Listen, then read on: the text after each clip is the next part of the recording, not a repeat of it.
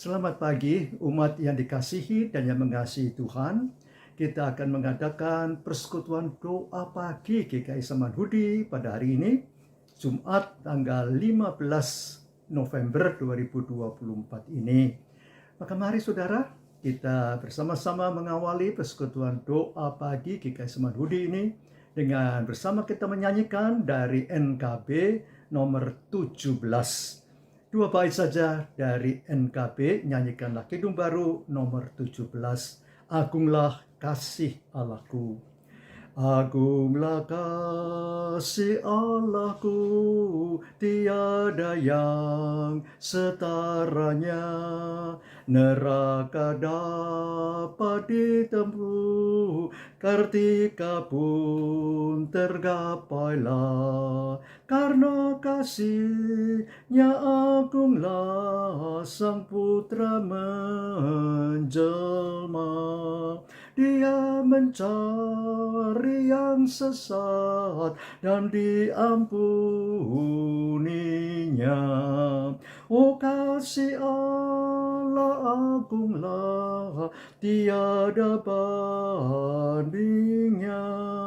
Kekal teguh dan mulia dijunjung umatnya.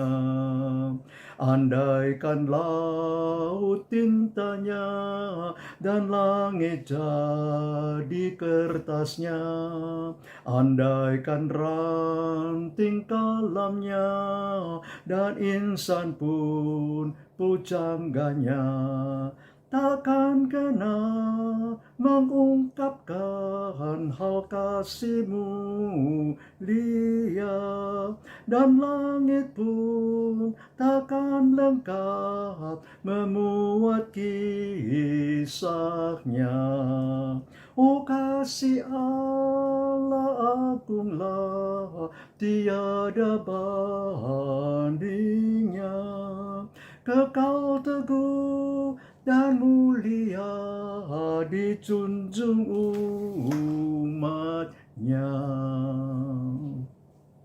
Mari kita bersama menundukkan hati dan diri kita untuk berdoa sebelum kita akan membaca Alkitab dan merenungkan secara sederhana dan singkat. Mari kita datang dalam doa. Bapa Surgawi, terima kasih kalau kami sudah boleh bangun pagi-pagi dan terlebih dahulu kami boleh bersekutu dengan Bapa, Anak, dan Roh Kudus. Kami sudah memuji nama Bapa, kami sudah memuji nama Tuhan Yesus dan karya Roh Kudus yang terus masih berlangsung sampai pada hari ini menjelang kedatangan Tuhan Yesus yang kedua kali. Maka Bapa, biarlah Roh Kudus tetap bekerja sehingga apa yang kami akan baca dari Alkitab, apa yang kami akan renungkan secara sederhana, sungguh boleh menjadi kekuatan dalam kehidupan kami. Terima kasih Bapa, karena kami serahkan pembacaan Alkitab dan renungannya dalam penyertaan Roh Kudus sendiri, dan juga seluruh doa pagi ini dengan doa-doa yang kami akan hantar kepada Allah. Engkau juga yang boleh mengabulkannya sepanjang itu boleh berkenan kepadamu ya Bapa, Anak, dan Roh Kudus. Dalam Yesus Kristus pengantara agung kami, Juru Selamat kami yang hidup, yang kasih-Nya tidak terbatas itu, kami berdoa. Amin. Saudara, tema kita pada hari ini tetap di dalam Kristus. Sekali lagi saya ulangi, tema kita adalah tetap di dalam Kristus. Pembacaan terambil dari surat Rasul Paulus kepada jemaat di Kolose, yaitu Kolose pasal 2, ayatnya yang ke-6 sampai ayatnya yang ke-15. Saya bacakan perlahan demikian. Kamu telah menerima Kristus Yesus Tuhan kita. Karena itu hendaklah hidupmu tetap di dalam Dia. Hendaklah kamu berakar di dalam Dia dan dibangun di atas Dia. Hendaklah kamu bertambah teguh dalam iman sebagaimana telah diajarkan kepadamu, dan hendaklah hatimu melimpah dengan syukur. Hati-hatilah supaya jangan ada yang menawan kamu dengan filsafatnya yang kosong dan palsu menurut ajaran turun-temurun dan roh-roh dunia, tetapi tidak menurut Kristus. Sebab dalam dialah berdiam secara jasmaniah seluruh kepenuhan ilahi. Dan kamu telah dipenuhi di dalam Dia. Dialah kepala semua pemerintah dan penguasa. Dalam Dia kamu telah disunat bukan dengan sunat yang dilakukan oleh manusia, tetapi dengan sunat Kristus yang terdiri dari penanggalan tubuh berdosa. Karena dengan Dia kamu dikuburkan dalam baptisan, dan di dalam Dia kamu telah turut dibangkitkan juga melalui kepercayaanmu kepada karya Kristus, kuasa Allah yang telah membangkitkannya dari antara orang mati. Kamu juga meskipun dahulu mati oleh karena pelanggaranmu dan oleh karena tidak disunat secara lahiriah, telah dihidupkan Allah bersama-sama dengan Dia sesudah Ia mengampuni segala pelanggaran kita dengan menghapuskan surat utang yang mendakwa kita dengan ketentuan-ketentuan hukum. Itu ditiadakannya dengan memakukannya pada kayu salib. Ia telah melucuti pemerintah-pemerintah dan penguasa-penguasa dan menjadikan mereka tontonan umum dalam kemenangannya atas mereka. Sampai di sini pembacaan Alkitab kita, Kolose 2, yaitu ayat yang ke-6 sampai ke-15 ini. Berbahagia kita semua yang bersedia mendengarkan firman Tuhan dan yang memeliharanya, berarti melakukan firman itu dalam kehidupan kita setiap hari. Haleluya. Saudara yang dikasihi dalam Tuhan Yesus Kristus, seperti saya katakan tadi, tema kita tetap di dalam Kristus, itu terambil dari pembacaan tadi. Ayatnya pertama kali, yaitu ayat yang ke-6, kamu telah menerima Kristus Yesus, Tuhan kita. Karena itu hendaklah hidupmu tetap di dalam Dia, yaitu di dalam Tuhan Yesus Kristus itu. Saudara yang dikasihi dalam Tuhan, ya, untuk kita boleh tetap di dalam Kristus memang bukan hal dan peristiwa yang sederhana, saudara. Sebab apa? Paulus juga tadi sudah mengungkapkan begitu banyak godaan dan gangguan di sekitar kita. Kalau tadi Paulus mengatakan ada pengajar-pengajar palsu, ya, ada filsafat manusiawi, ya, maka saudara, zaman sekarang ini juga ada begitu banyak godaan, termasuk diantaranya adalah penggunaan gadget kita, ya, kadang-kadang melebihi segala-galanya. Keluarga bisa terabaikan karena gadget itu. Bahkan ada joke, saudara, lebih baik kehilangan Alkitab daripada kehilangan gadget, katanya. Nah, alasannya karena di dalam gadget itu ada Alkitabnya, gitu. Nah, saudara, begitu banyak pergumulan-pergumulan di sekitar kita. Segala-galanya ilmu, misalnya, itu segala-galanya, sehingga melupakan justru yang memberikan ilmu itu adalah Allah sendiri. Nah, saudara, untuk dapat tetap di dalam Kristus, pasti kita membutuhkan juga banyak uji coba dalam hidup ini. Sebab apa? Kalau semuanya sudah lancar, semuanya beres, semuanya tidak ada pergumulan. Seperti apa, saudara? Contohnya, ada satu orang yang memikirkan suatu tindakan uji coba ini, saudara. Dia menanam benih yang sama, ya, yaitu contohnya benih A misalnya. Kemudian benih A ini ditanam satu di sebelah kiri, satu sebelah kanan. Nah, kemudian apa yang terjadi? Yang sebelah kiri itu, saudara, disiramnya 2 hari sekali, ya. Tapi sebelah kanan tiap hari disiram, tiap hari diberi siraman, saudara, air yang menyegarkan dan juga sekaligus dipelihara dengan baik. Sedangkan yang sebelah kiri itu agak diabaikan, saudara. Ya. Dan apa yang terjadi, saudara? Yang terjadi justru, saudara, ya, pada waktu kira-kira sudah 3-4 bulan kemudian, si orang yang mengadakan uji coba ini untuk mencabut tanaman yang ia lakukan, saudara. Ia cabut lebih dahulu sebelah kanan, saudara. Oh, sangat gampang sekali, saudara, ternyata. Sangat mudah sekali untuk dicabut.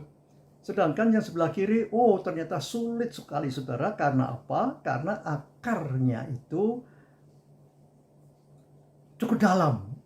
Sebab, saudara, selama 2 hari 1 kali ia disiram, berarti ia mencari, saudara, sumber air di dalam tanah itu melalui akarnya, sehingga akarnya merambat kemana-mana, saudara.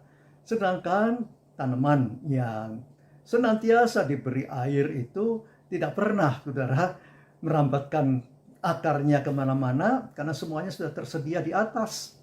Nah, maka, saudara, untuk boleh tetap berada di dalam Kristus, kita juga membutuhkan senantiasa pergumulan-pergumulan. Ada banyak ujian, ada banyak pencobaan, ada banyak pergumulan-pergumulan yang harus kita hadapi. Dan itu semua dibutuhkan ketaatan dan kesetiaan.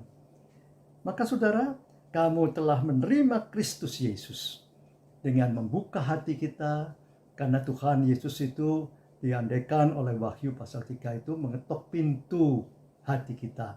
Yang bisa membuka adalah kita sendiri, karena tidak ada handle yang di depan. Handle itu hanya ada di dalam rumah. Yang bisa membuka adalah si tuan rumah, yaitu diri kita. Nah, maka, saudara, kalau kita sudah membuka pintu hati kita untuk Kristus, Kristus akan masuk dan dikatakan diam dan makan bersama dengan kita dalam hati kita itu.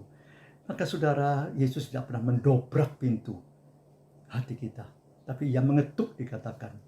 Indah kalau kita juga boleh bersama-sama senantiasa tetap di dalam Kristus itu. Yang dibutuhkan apa? Kesungguhan, ketekunan. Dan, saudara, Tuhan Yesus pernah memberikan sebuah contoh, saudara, yaitu di dalam Yohanes pasal yang ke-15. Ayat yang pertama sampai dengan ayat yang ke-8, di sana dikatakan, saudara, tentang pokok anggur yang benar. Nah, saudara, Yesus itu mengandaikan dirinya sebagai pokok anggur yang benar itu, saudara. Pohon anggur itu tidak berbuah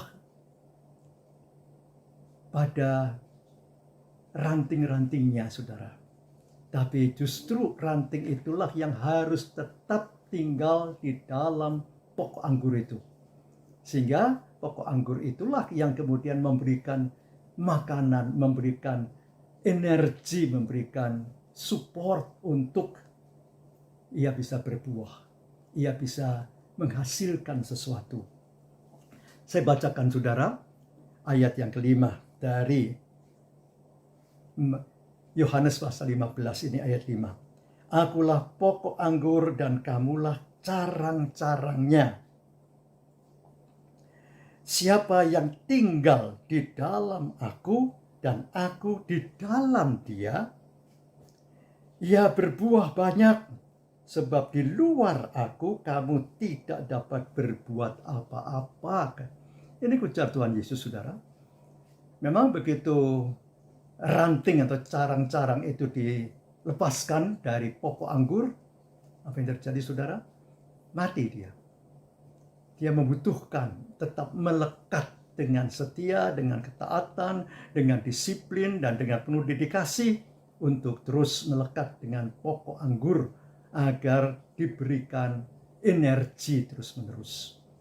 Nah, saudara, maka kalau tema kita dikatakan tetap di dalam Kristus, biarlah kita mempunyai iman yang sudah kita terima dalam Kristus itu, kita tetap pegangi, tetap kita setia, tetap kita punya dedikasi yang sungguh, tetap kita berhati-hati dengan semua godaan di sekitar kita, sehingga kita tidak menyimpang ke kanan atau ke kiri, tapi kita tetap bersama-sama dengan Kristus untuk menerima sukacita surgawi itu. Nah, saudara, dan biarlah ini juga boleh menjadi kekuatan bagi kita. Kalau kita harus menghadapi berbagai pergumulan, ada begitu banyak orang yang harus menghadapi apa? Sakit yang tak terobati. Atau kita harus menghadapi pergumulan lainnya. Ya. Tapi ingat saudara, Tuhan tidak pernah meninggalkan kita. Tuhan senantiasa beserta kita. Apa itu artinya? Seperti bayang-bayang saudara, yang terus akan mengikuti kita kemanapun kita pergi. Ya, kecuali kita berada pada titik kulminasi, yaitu matahari di atas kita, sehingga akhirnya gak ada bayang-bayang gitu ya. Tapi selama kita tidak ada di dalam titik kulminasi itu, maka kemudian masih ada bayang-bayang itu, walaupun mungkin sedikit sekalipun, dan itu akan terus mengikuti kita. Tuhan memberkati kita juga dalam segala pergumulan hidup, dimanapun dan apapun yang harus kita hadapi. Karena apa? Ia menginginkan kita boleh tetap di dalam Kristus, yang berarti kita boleh berakar, bertumbuh, dan sekaligus berbuah lebat. Seperti kata Yohanes pasal 15 tadi, kalau kita boleh membaca terus sampai dengan ayatnya yang ke-8 itu, dikatakan bahwa kalau kita berada di dalam Kristus itu, kita akan berbuah lebat. Nah saudara, bukankah kita akan tersenyum melihat berbagai pergumulan kita, walaupun ada hal yang berat, penuh tangis misalnya, tapi kita boleh memenangkannya bersama Tuhan. Ada sukacita surgawi dalam hati karena Tuhan Yesus yang mendiami, dan tetap kita boleh beriman kepada Dia. Tuhan memberkati saudara, memberkati saya, memberkati keluarga-keluarga kita. Amin. Saudara, kita akan menyambut renungan dan sekaligus doa pagi ini dengan menyanyikan dari NKB, ya, yaitu kita boleh menyanyikan nyanyian 119, nyanyikan lagi bagiku. Nyanyikan lagi bagiku firman kehidupan, sungguh mulia dan merdu firman kehidupan, firman terindah, ajarku setia, indah benar, ajaib benar, firman kehidupan, indah benar, ajaib benar, firman kehidupan. Manislah gema Injilnya, firman kehidupan, damai ampunan diberinya, firman kehidupan. Yesus juru selamat, sumber segala rahmat, indah benar, ajaib benar, firman kehidupan, indah benar, ajaib benar, firman kehidupan. Mari kita datang dalam doa. Bapa Surgawi, segala hormat, syukur dan puji kami hantar ke hadirat Allah yang sudah menyertai kami terus-menerus sepanjang kehidupan kami sejak kami berada di rahim ibunda kami masing-masing. Kami sudah Engkau bentuk, Engkau sudah ciptakan kami boleh lahir dalam dunia ini, dan kami juga boleh Engkau sertai dan Engkau berkati. Kami sudah menerima Kristus Yesus.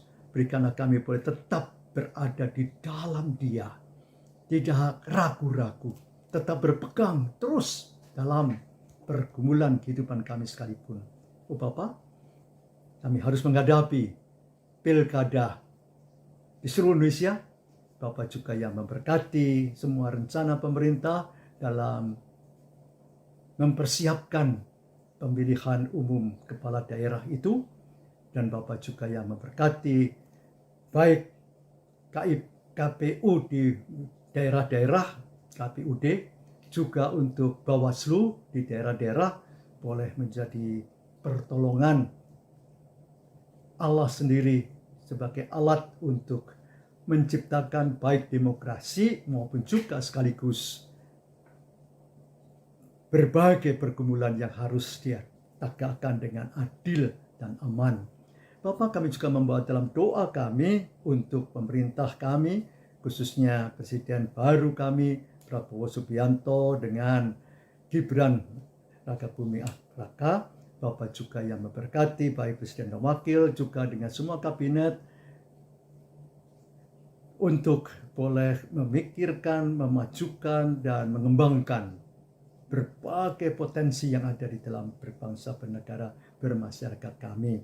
Berkati juga gereja-gerejamu ya Bapa. Khususnya kami berdoa untuk persiapan-persiapan Natal, menutup tahun 2024 ini, memasuki tahun baru 2025. Dan Bapak juga yang akan menolong semua kegiatan badan-badan pelayanan, baik komisi-komisi, kelompok kerja, paduan suara, para pelawat, guru sekolah minggu. Bapak juga yang memberkati mereka. Jangan kau biarkan, tapi justru mereka boleh tetap bersandar, boleh melihat campur tangan Allah dalam semua tugas pelayanan, tugas pengabdian mereka ya Bapak.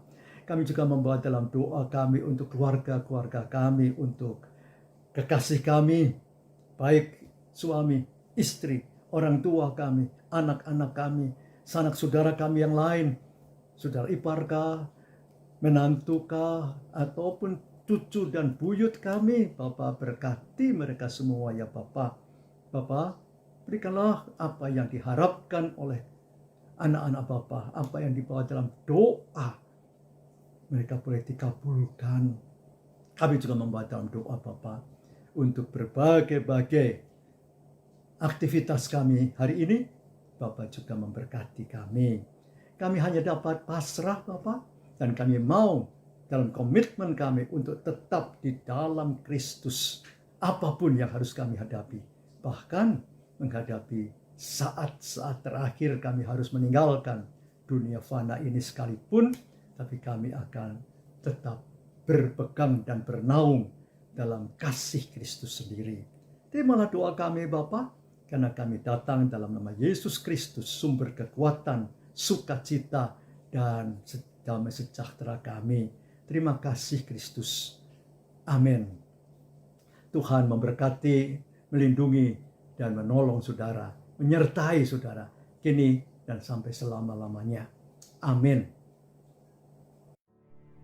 Bagi Bapak Ibu yang memiliki pergumulan khusus dan ingin didoakan, bisa menghubungi rekan-rekan pendeta di nomor berikut.